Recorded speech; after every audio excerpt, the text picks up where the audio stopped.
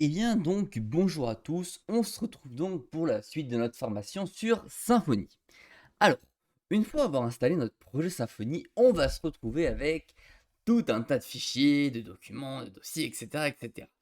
On va essayer un petit peu de comprendre à quoi sert chacun de ces fichiers pour pouvoir ensuite progresser dans la formation et savoir pourquoi on écrit dans tel ou tel fichier, dans tel ou tel dossier, pourquoi on va faire ceci et cela, parce que sinon, si je me lance direct, on va s'y perdre et vous allez vous y perdre totalement.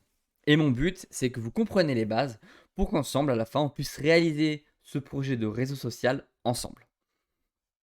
Alors, commençons tout de suite par le premier fichier. Le dossier, par contre, pardon, bin. Bin, dedans, va contenir deux fichiers PHP. Un fichier PHP Unit, qui va concerner les tests unitaires, et un PHP console.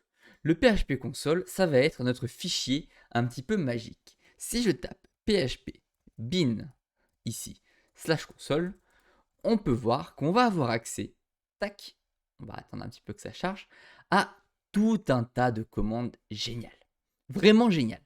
Ça va nous permettre de créer des systèmes d'authentification, des systèmes de CRUD, donc CRUD qui veut dire Create, Read, Update, Delete, donc en fait un système pour créer des entités, par exemple un article, le créer, le supprimer, l'update, le lire.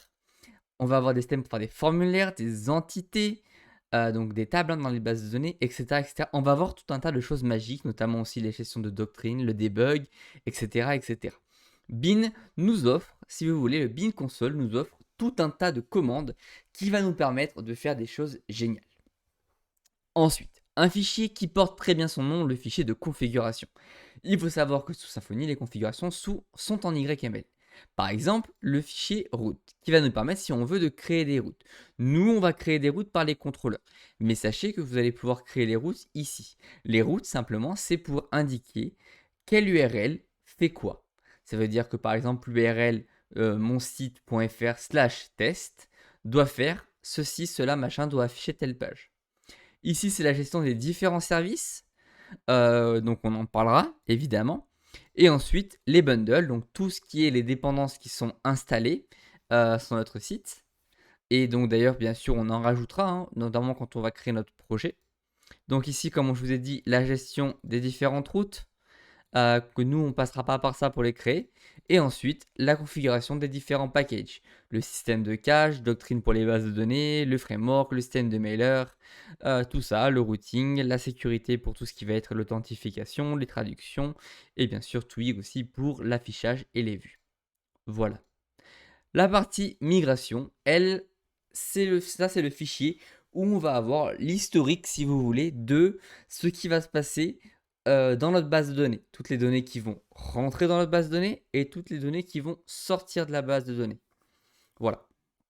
Ça va être un petit peu l'historique des actions qu'on va avoir en base de données. Ensuite, on a le fichier public. Public, c'est ici dans index, ce sera le seul fichier qui sera sur votre site web. En fait, si vous voulez, votre serveur web doit pointer sur le fichier public, tout simplement. Ensuite, on a le fichier qui est SRC. Le fichier SRC, c'est le plus important. Dedans, on va retrouver nos contrôleurs, qui va être un petit peu l'endroit où on va gérer nos routes. Donc nos routes, on l'a bien dit, c'est les URL de notre site. Les entités qui vont être, si vous voulez, nos modèles concernant les bases de données. Les repositories, donc pour faire les différentes actions au niveau des bases de données et tout ça. On aura nos formulaires à l'intérieur, on va pouvoir créer des services, des containers, on va pouvoir créer tout un tas de choses. Template, ça va être, comme son nom le dit, ça va être la gestion de nos vues.